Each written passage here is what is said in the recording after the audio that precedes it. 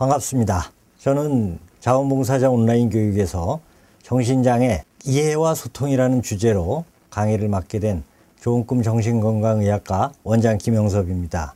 지금부터 정신장애가 무엇인지, 그리고 또 스트레스라는 것이 무엇인지와 스트레스에 대처하는 방법, 자살의 이유와 또 징후, 자살에 대한 대책을 알아보고, 마지막으로 정신장애인과는 어떻게 의사소통을 하는 것이 좋은지에 대해서 말씀을 드리려고 합니다. 우선 정신장애를 이해하기 위해서는 정신에 대해서 잘 이해를 해야 됩니다. 이게 참 어려운 일인데, 우선 정신장애인들은 정신기능이 비정상이라고 생각을 하시는 분들이 많습니다. 그러나 정신기능이 비정상은 아니고 그분들이 생각하시고 있는, 느끼고 있는 그 내용이 문제가 되고, 또 그로 인해서 여러 가지 고통과 어려움이 생기는데도 그것을 고치지 못하고 계속 반복하게 되는 게 문제가 있다는 것이지, 그분들의 정신 기능 자체는 사실상 문제가 없습니다. 그래서 이분들이 여러 가지 원인으로 인해서 잘못된 생각이나 느낌, 기분, 이것들을 가지고 고통스러워하기 때문에 우리가 명확히 그 내용에 대해서 이해를 하고, 또 그것을 어떻게 고치면 될지에 대해서 여러분들하고 지금 얘기를 해보려고 합니다. 정신적으로 건강하다라는 개념은 사실상 딱히 정해진 것은 없습니다. 사회적인 여건이라든가 시대적인 흐름, 또 뭐 경제적인 계층에 따라서 이 범위가 달라질 수 있는데요. 일정 부분 이 정도면은 건강하다, 혹은 대부분의 사람들이 이렇게 한다라는 그 부분은 임의로 정할 수가 있겠죠. 그 부분을 정해놓고 거기에서 많이 벗어날 경우에는 정신병이라고 합니다. 이 정신병이라고 하는 경우는 대부분의 사람들이 하는 것과 완전히 동떨어져 있기 때문에 현실 감각이라든가 판단력이라든가, 또 제일 중요한 걸로 본인들이 다른 사람들하고 많이 다르다는 거에 대해서 전혀 인식을 하지는 못하는 이런 문제를 나타낼 경우를 말하고, 또 건강하다라고 하는 사람들 중에서도 심리적인 고통, 마음의 병을 나타낼 수가 있습니다. 이런 경우는 이제 신경증이라는 걸로 표현을 합니다. 그런데 이 문제가 되는 건 항상 이 틈새에 있는 분들입니다. 경계에 있고 이 틈새에 있는 분들인데, 슬라이드에서 보시는 것처럼 대부분의 사람들의 범주를 완전히 벗어나는 그 경계에 있는 분들이 성격장애 A에 해당이 되고, 또 다른 편에서 대부분의 사람들의 범주를 벗어나게 되는 경우에 그 경계에 속하는 분들을 성격장애 B라고 합니다. 또 정상적이다, 또 대부분의 사람들이 속하는 부분에 있지만은 마음의 병을 앓고 있는 사람들 뒤에 아주 교묘하게 또 숨어져 있는 분들이 있습니다. 이런 분들은 이제 성격장애 C라고 하는데, 우선 정신병 중은 크게 두 가지로 나눌 수가 있겠습니다. 슬라이드에서 보시는 것처럼 정신분열병, 요즘은 이제 조현병이라고 합니다. 그 조현병에 해당되는 부분이 있고, 또 반대편 쪽으로 많이 벗어나는 정신병으로는 조울증, 우울증이 이제 해당이 되게 됩니다. 아시는 것처럼 조현병, 정신분열병이라는 것은 생각이 잘못된 것을 말합니다.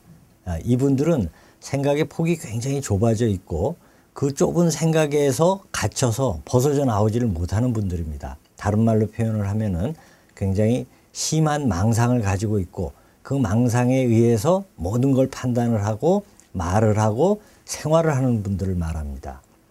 또 반대편에 속해 있는 이 조울증, 우울증, 이분들은 생각보다는 기분의 문제로 해서 생활하는데 굉장히 심한 어려움을 겪고 있는 분들입니다. 물론 이 우울증이나 조울병으로 고생을 하시는 이런 분들도 생각에 문제가 있어서 우울증인 경우에는 비관을 너무 많이 해서 허무망상이라든가, 또 조울증인 경우에는 또 기분이 너무 좋다가 보니까 과대망상을 나타내서 생각에도 문제를 나타내긴 합니다만은, 그 근본적인 그 시작점은 기분이 되기 때문에 이렇게 양쪽으로 이렇게 나눠서 정신병을 구분을 할 수가 있습니다. 또 신경증이라고 하는 거는 일단은 대다수의 사람들이 속하는 어떻게 보면 건강한 범주 내에 속하면서 마음의 병을 앓는 분들이기 때문에 이분들은 본인이 무슨 문제가 있다는 걸 스스로 알고 있습니다. 고치려고 애를 쓰기도 하는데 사실상 그게 쉽게 안 되기 때문에 늘 그 마음의 짐, 또 마음의 고통을 느끼고 사는 이런 분들을 얘기를 합니다.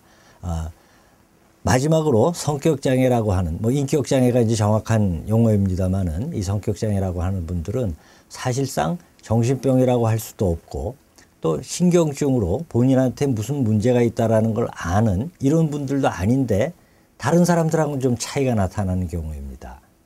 그래서 성격장애 A에 속하시는 분들은 뭐 분열형 성격장애, 편집성 성격장애 이런 분들이 이제 해당이 되는데 생각하는 체계가 상당히 좀 기괴합니다. 독특하죠.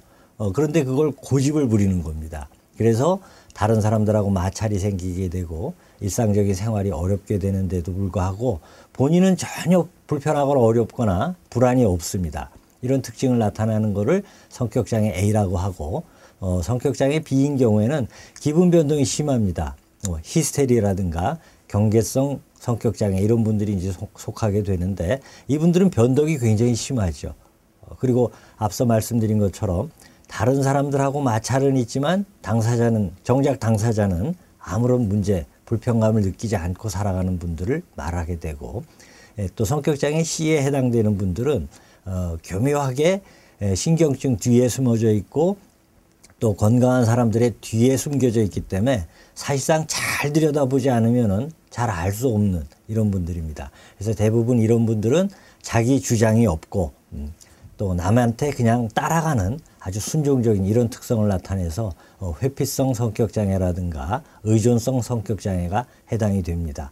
그래서 일단은 정신장애에 대해서 이렇게 구획으로 여러분들이 좀 이해를 하시고 그 다음에 진단별로 이해를 하는 거를 설명드려 볼까 합니다.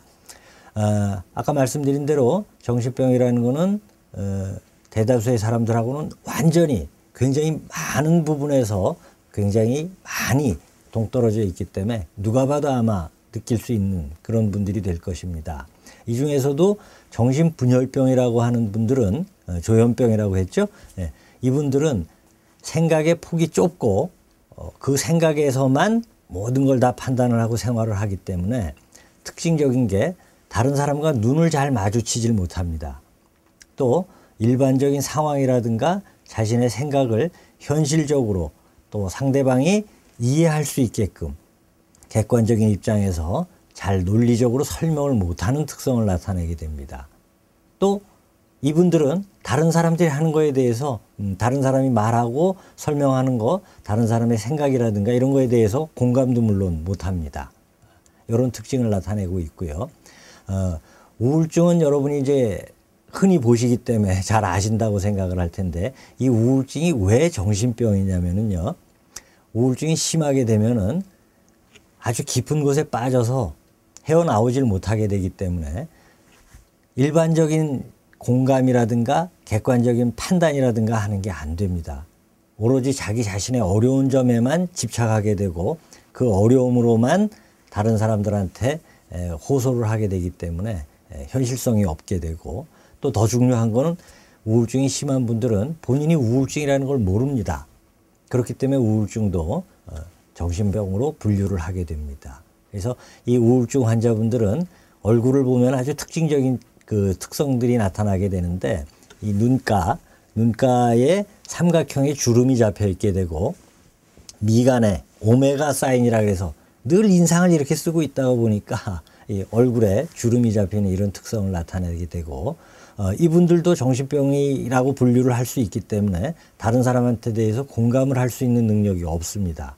그래서 옆에서 아무리 도움을 주려고 해도 받아들이지를 않는 이런 어려움을 겪고 그럼에도 불구하고 나아지지가 않기 때문에 비관한다든가 뭐 팔자라든가 운명이라든가 이런 거에 뭐 많이 빠지게 되고 스스로 헤어나올 수 있다라는 희망이라든가 긍정적인 생각을 못하는 이런 문제를 갖게 됩니다.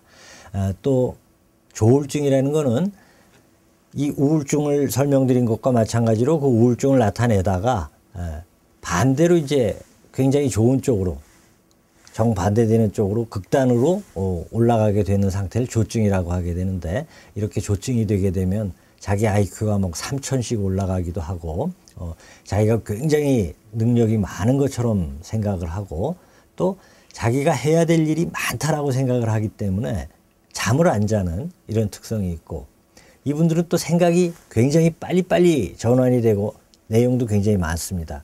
이러다 보니까 말이 빠르고 말을 끊을 수 없을 정도로 굉장히 말이 많습니다. 또 한 가지 특징은 어떤 자극이 들어가게 되면 그 자극으로 인해서 머리 회전이 굉장히 많이 되기 때문에 연상작용이 굉장히 많게 됩니다. 예를 들어서 따님이 지금 몇 학년입니까? 했을 때 우리 딸은 고3입니다.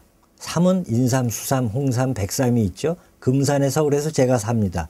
이렇게 얼핏 들으면은 전혀 얼토당토 않은 얘기를 하는 것 같은데, 사실은 고3에서 3에 꽂혀서 그 3이라는 것이 자극이 되고 거기에서 비롯되는 연상들이 막 꼬리에 꼬리를 물고 일어나는 이런 현상으로 나타나는 이런 특성들을 나타내게 됩니다.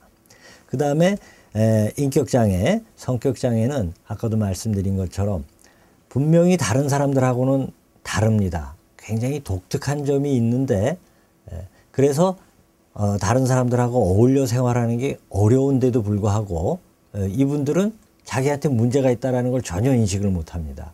내가 뭘 어떻게 했는데 이거 뭐 개성 아니야? 이런 식으로 자기 합리화를 하면서 넘어가긴 합니다만은, 가장 결정적인 건 대인관계에서 계속 마찰이 생기고 문제가 생기게 되죠.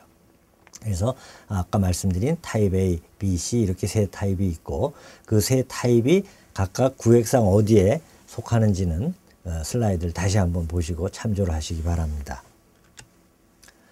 그래서 저희가 이런 그 증상을 토대로 해서 진단을 붙이게 되는데, 또 많은 사람들이 이 정신과에서 이 진단에 굉장히 중요한 역점을 두고 포인트를 두고 의미를 두는데, 사실상 이 진단이라는 거는 다른 과에서 진단하는 것처럼 피를 뽑거나 무슨 뭐 특별한 사진을 찍는다든가 MRI처럼요, 그런 걸 해서 명확하게 드러나는 걸 근거로 해서 진단을 하는 건 아닙니다. 저희가 진단하는 거는 환자분이 나타내는 특성, 이걸 객관화시켜서 그걸 증상이라고 하겠죠. 그 증상을 근거로 해서 어느 일정 기간 동안 요런 특별한 증상을 지속적으로 나타낸다 그러면은 그 진단, 그런 경우에 대해서는 이런 진단을 붙이자라고 약속을 해서 진단을 붙입니다. 그래서 통계적으로 봐서 이런 증상이 이 정도 기간 동안 지속이 된다면 뭐 조현병이다, 우울증이다, 뭐 조울증이다, 이렇게 이제 진단을 붙이기 때문에 일반인들 같은 경우에는 자원봉사자 여러분도 마찬가지입니다. 진단에 대해서 너무 의미를 부여하시지 않는 게 좋습니다. 이 진단은 의사들이 치료를 위해서 좀 구획 정리를 하고 방향을 정하려고 개념 정리를 한 거다, 이런 정도로 이해를 해 주시면 되겠습니다. 그래서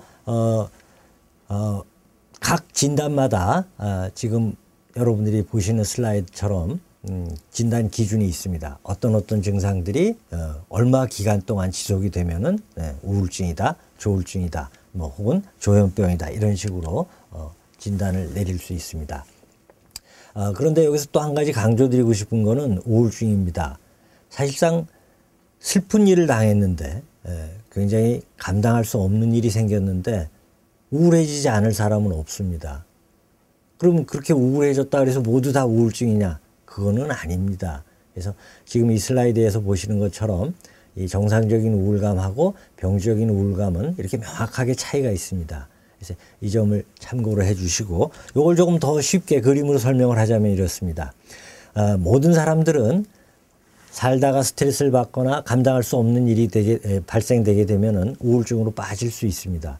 그러나 건강하다고 한다면은 일정 기간이 지난 후에 다시 정상 수준으로, 건강한 수준으로 자연 복귀가 됩니다. 우리 몸에 이 복원력이라는 게 있기 때문에 어느 정도 시간이 지나게 되면 자동적으로 이렇게 원래 위치로 돌아가게 되는데, 이게 이제 병이 되게 되면은 저기 지금 보시는 것처럼 우울증이라는 병이 되게 되면 한번 떨어지게 되면 다시는 올라가지를 못하게 된다는 거죠.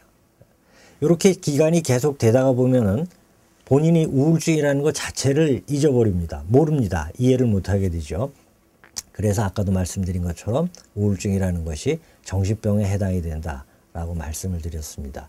그래서 요런 점들을 잘 좀 이해를 하시고 슬라이드에서 보이는 것처럼 각 진단 기준들을 좀 참고를 하시면 좋겠고 지금 진단이 뭐냐 하는 거는 중요한 게 아니라고 말씀드렸습니다. 저희들이 어떤 특별한 증상을 가지고 어떤 합의에 의해서 진단을 붙이고 이렇게 치료를 한다라고 말씀을 드렸고 여러분들이 이해하셔야 될 거는 아까 처음에 보여드렸던 그 슬라이드 계략적인 개념상 일정한 구역이 있고 그 구역을 많이 벗어났느냐 아니면 그 건강하다고 하는 대부분의 사람들이 속해 있는 구역에 있으면서도 마음의 고통을 느끼고 있느냐 아니냐 이렇게 해서 요 개념만 여러분들이 잘 머릿속에다 넣어주시면은 그 다음에 이런 분들하고 어떻게 의사소통을 할 것인지 또 각 특성을 가진 이런 분들한테 어떤 도움을 여러분들이 주실 수 있을지를 아마 이해하시게 될 겁니다.